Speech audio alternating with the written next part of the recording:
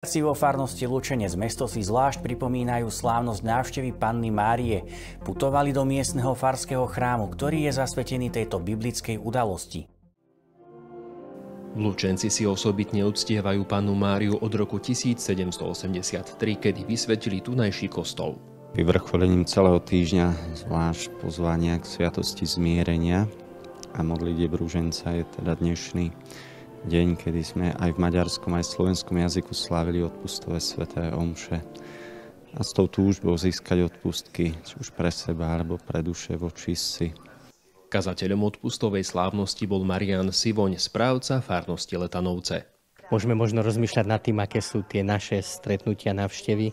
Možno niekedy sme tak, my Slováci sa hovorí, takí uhundraní, kritizujeme, nadávame.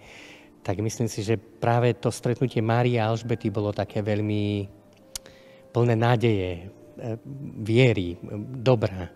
Bolo naozaj takou oslavou Boha toto stretnutie. Mária tam povedala ten krásny chválospev Velebí moja duša Pána.